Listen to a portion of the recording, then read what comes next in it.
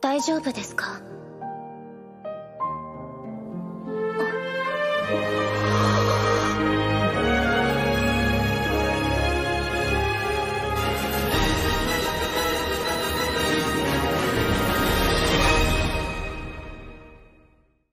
？Hajimemashite, Poriskin desu. Bienvenue dans cette nouvelle série de vidéos qui traitera des dessins animés japonais. Et oui, je sais, j'avais dit que je ne créerais pas d'autres émissions à part Parlons Théâtre, mais ce n'est pas de ma faute, hein. C'est la faute de DanMachi, là, qui a pas été aussi génial. Avant de vous parler de cet animé qui va inaugurer l'émission, parlons un peu de moi et de mon rapport avec les mangas et les animés. Avant d'avoir eu l'idée de créer cette série de vidéos, je n'étais pas un grand fan d'animés japonais, et encore moins de mangas. Étant petit, pourtant, je regardais des dessins animés qui passaient sur le Club Dorothée, Dragon Ball Z, Olive et Tom, Nicky Larson, mais ça me palpitait moyen. Et après la déprogrammation du Club Dorothée, je n'ai pas eu d'autre occasion d'en regarder d'autres, à part Pokémon évidemment. Et pendant l'adolescence, plus rien. J'ai laissé la culture japonaise de côté pendant plusieurs années. Le seul animé que j'ai vu pendant cette période, c'était Gintama, car un ami à moi le regardait et m'a convaincu de le voir à mon tour. Je ferai peut-être un épisode là-dessus d'ailleurs, mais pas tout de suite. Puis un jour arriva DanMachi. L'année dernière, un autre ami à moi m'a fait regarder le premier épisode de cet animé. Il connaissait déjà l'univers car il avait déjà lu le manga en question. Et ça a été le coup de foudre. Tout comme Belle Cranel envers Ice Wallenstein, je suis tombé amoureux de cet animé. Et après ça, j'ai eu envie de regarder d'autres animés. Ma curiosité prend le dessus après quelques années d'abstinence. Et j'ai envie de partager cette nouvelle passion avec vous, en vous parlant de mes découvertes. Et puis ce sera peut-être intéressant d'avoir le point de vue d'une personne qui n'a jamais lu de manga. Au moins, vous ne m'entendrez pas dire « le manga est mieux que l'animé ». Bref, après cette introduction trop longue, bienvenue dans le premier épisode de Hajimemashite, et nous allons parler de DanMachi Familia's Meet.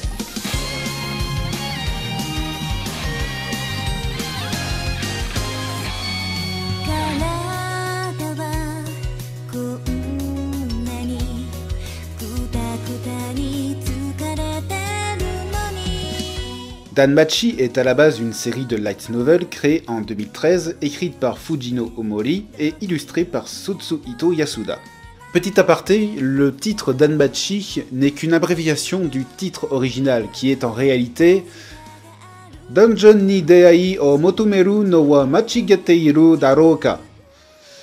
Je ne sais pas vous, mais moi je préfère DanMachi. Suite au succès quasi instantané du light novel, une adaptation en manga voit le jour la même année. Et suite au succès du manga, l'anime DanMachi Familia's Meet sera diffusé pour la première fois en 2015.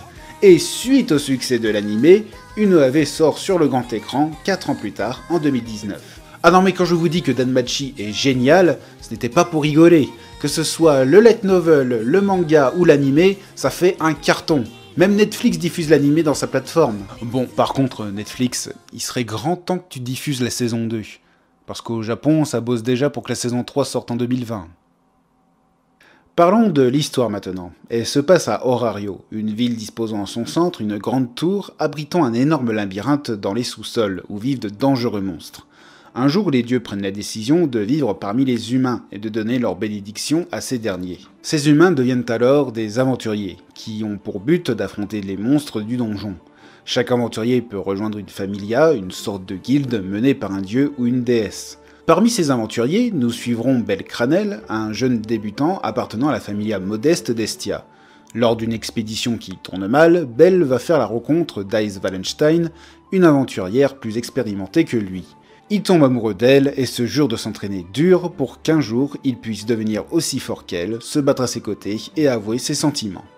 La première chose fascinante de cet animé, ce sont les personnages. Qu'ils soient principaux ou secondaires, je les trouve tous attachants. Il y en a qui puent le style, d'autres qui sont drôles, d'autres émouvants, et d'autres les trois à la fois. Je ne vais pas passer en revue tous les personnages, ça risquerait d'être long.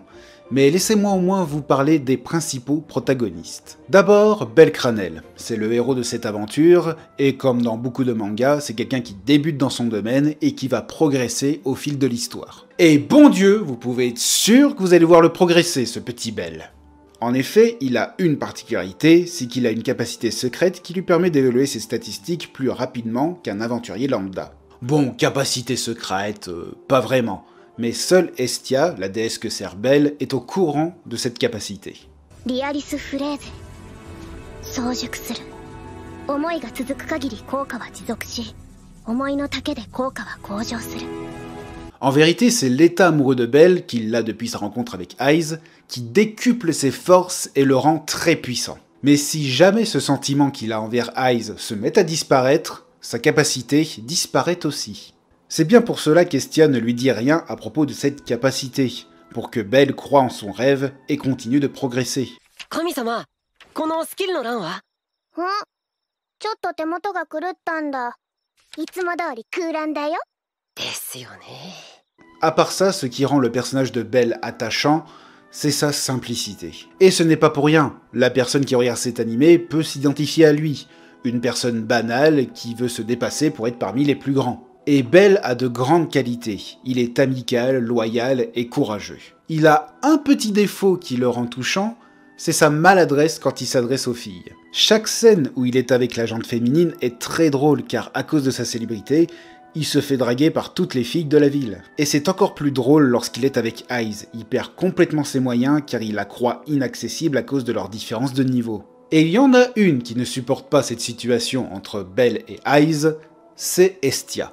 Estia est la déesse qui gère sa propre familia, dont Belle est le seul membre. Elle a une énorme fascination envers Belle, pour ne pas dire qu'elle est folle dingue de lui. Mais c'est une jalouse possessive.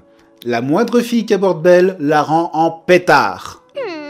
待ちね水臭いじゃないかベル君行くなら真っ先に僕を誘ってくれないと僕とベル君の仲じゃないかごめんなさい Elle me fait marrer à chaque fois, elle est un peu le comic relief de l'animé, même si ce personnage ne sert pas qu'à ça. En vrai, ce qui est le plus touchant avec elle, c'est cette admiration qu'elle a pour Belle. Elle sait qu'il fera tout pour que sa famille grandisse et qu'il sera toujours là pour elle. Elle est la première personne qui fait confiance en ses capacités et son potentiel. Nous avons ensuite Lily Rukaharde, alias Lily. Celle-ci n'est pas exactement une humaine. C'est une prum, une race humanoïde tellement de petite taille qu'on croirait que ce sont tous des enfants. Mais ne vous fiez pas aux apparences, même à l'âge adulte, ils gardent cette apparence enfantine. Lily, donc, est la première aventurière qui va donner un coup de main à Belle. Elle est ce qu'on appelle une supporter. C'est une personne désignée à transporter tous les loots que le groupe trouve dans un énorme sac à dos, utile pour éviter d'encombrer les combattants. Donc c'est une prom supporter, mais aussi une voleuse. Pour subvenir à ses besoins, elle vole les objets des aventuriers pour ensuite les revendre, et Belle va être une de ses victimes, évidemment. Et malgré ça, Belle va continuer à lui faire confiance, jusqu'à lui sauver la vie. Cela prouve encore la gentillesse de notre personnage principal. Et Lily va finir par s'excuser dans une scène qui m'a tiré des larmes. Lily, 困ってることがあったら相談してよ。僕バカだから言ってくれないとわからないんだ。ちゃんと助けるから。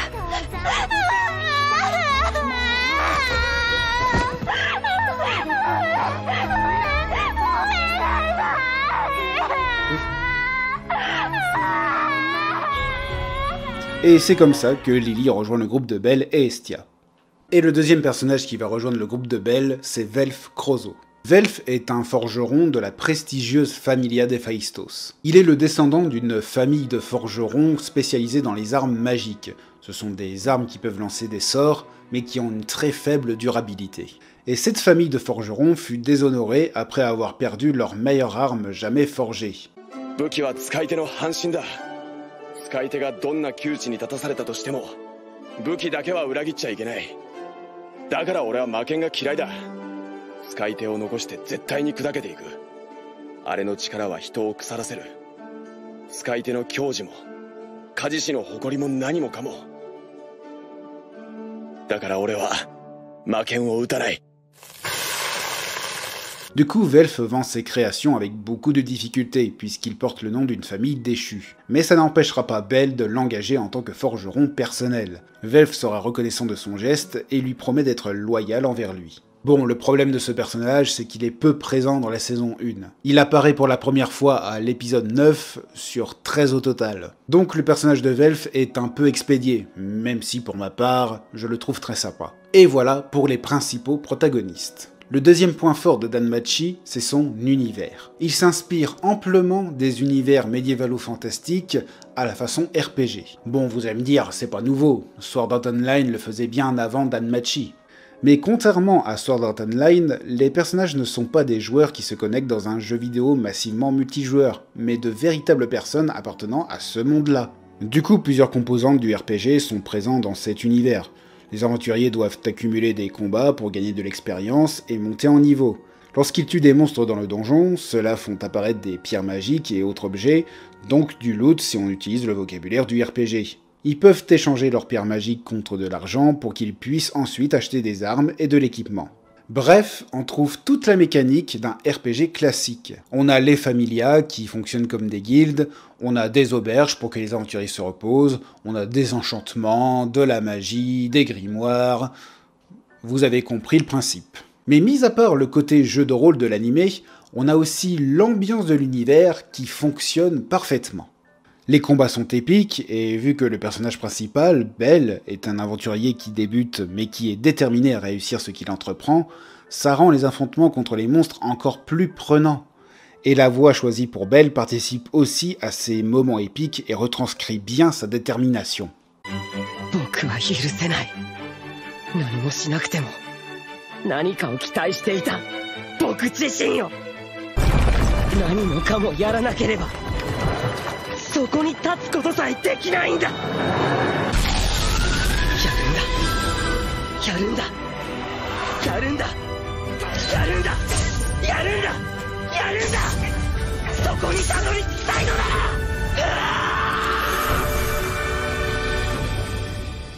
La musique aussi contribue à cette ambiance médiévale et épique. Chaque morceau de la bande originale colle parfaitement à chaque scène. Quand il y a une scène épique, la musique nous plonge dedans comme si on était témoin de ce qui se passe. Quand il y a une scène festive, la musique nous met dans l'ambiance et donne envie de boire une bière avec les personnages. Et quand il y a une scène émouvante, la musique vous fait chialer.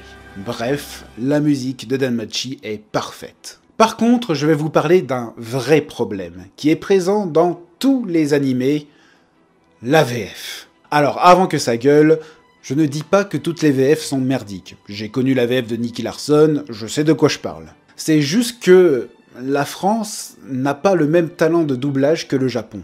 Les comédiens de doublage japonais jouent beaucoup sur le surjeu pour rendre une scène plus forte émotionnellement. Cette façon de jouer la comédie fait partie de leur culture, notamment du théâtre de Noh, qui existe depuis le Japon médiéval. Nous, en France, nous n'avons pas la même culture de la comédie. Pour nous, le surjeu est une mauvaise façon de jouer. Nous préférons jouer en étant le plus réaliste possible. Et je ne dis pas que les Japonais jouent mieux à la comédie que les Français.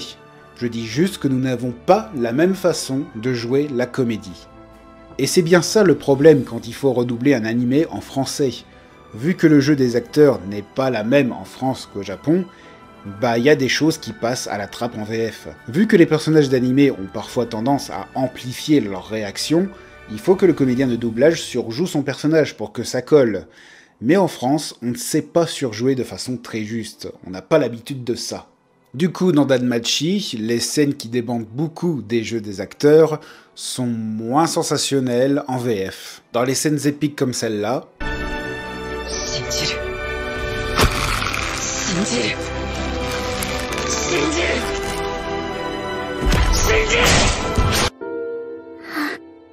Lilyはやっとリリ死んでしまうんですか。ファイアボルト。 bah ça donne ça. J'ai confiance. J'ai confiance. J'ai confiance. J'ai confiance. Je vais enfin... Lily. Je vais mourir. Éclair de feu.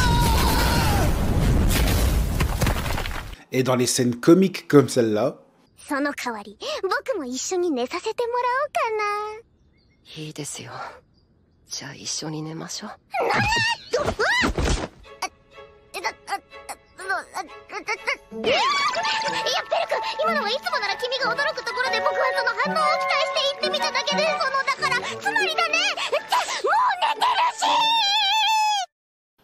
ça donne ça. Eh bien, je pourrais parfaitement dormir à côté de toi en échange, tu crois pas? Ça me va. Dormons ensemble alors. Non,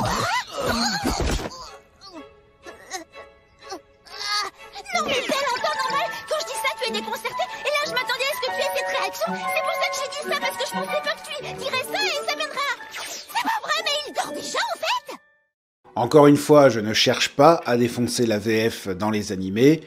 Je veux juste vous faire comprendre que je n'apprécie pas l'animé de la même façon si je regarde en VF ou en VO. Et personnellement, je préfère largement la VO. Mais pour finir ce sujet sur une note positive, il y a certaines voix en VF que j'apprécie car elles collent très bien à l'esprit du personnage. J'aime la voix de Lily, doublée par Sandra Vendroux. Vu ta force actuelle, Belle, c'est pas un problème. Et puis avec la magie que tu m'as montrée hier, je suis sûre que tu peux y arriver. Je suis déjà descendue au 11e étage, alors je peux t'assurer que ça posera pas de problème.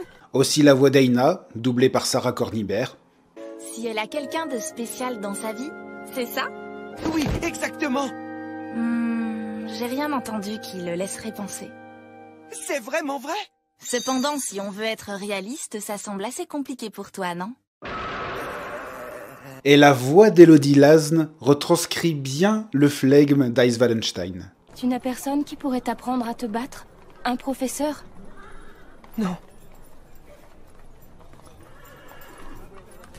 Dans ce cas, je vais être ton professeur et t'apprendre. Enfin bref, cet animé fut un coup de cœur pour moi. La saison 1 m'a beaucoup plu car on prend le temps de faire connaissance avec les personnages principaux. Et la saison 2 m'a énormément plu aussi car on entre un petit peu plus dans le détail de cet univers. On apprend qu'il y a des rivalités entre les familias, qu'il y a même des guerres entre les familias, et qu'il y a aussi des familias malfaisantes. Et les épisodes abordent des sujets auxquels je ne m'attendais pas. Notamment la dépendance à la drogue, la prostitution, et même la mort. Ouais, c'est vrai que sur le papier c'est pas très joyeux, mais ça vaut quand même le coup de regarder. Et le générique de la deuxième saison est... Je n'ai pas de mots, voyez par vous-même.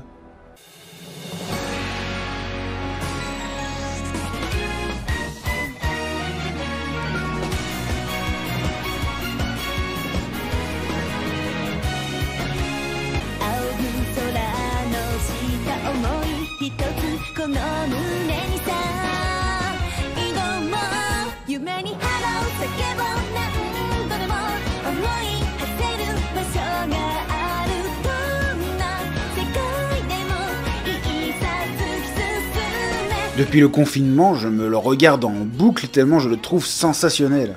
En résumé, si vous ne connaissez pas Danmachi, foncez les yeux fermés. Enfin, quand je dis les yeux fermés, c'est une expression. C'est un animé drôle, émouvant et épique. Ça m'a donné envie de lire les mangas, et j'attends la saison 3 avec impatience. C'est donc la fin de ce premier épisode de Animé Macheté. J'espère que cela vous a plu, donc faites-le moi savoir avec un petit pouce bleu et un petit commentaire. Et je vais faire un petit teaser pour le prochain épisode, je parlerai de Sword Art Online, pour rester dans le thème du RPG. Et en attendant, portez-vous bien, matane.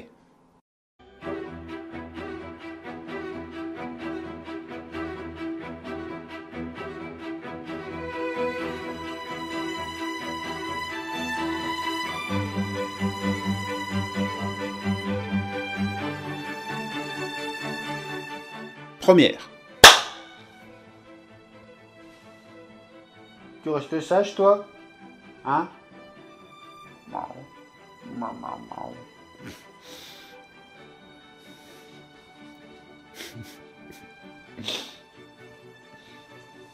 Petit chat.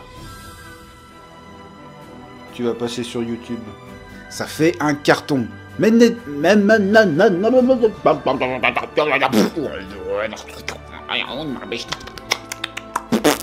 Encore une fois, je ne cherche pas à défoncer la VF dans les animés. Ah non, alors marche pas sur le clavier par contre, Fifi. Oh putain. T'as tout fait bloquer. Fifi, qu'est-ce que tu fais là? T'es en train d'attraper mon t-shirt. Il y a mon chat qui est en train de me tirer mon t-shirt derrière. Tu fais coucou? Coucou tout le monde.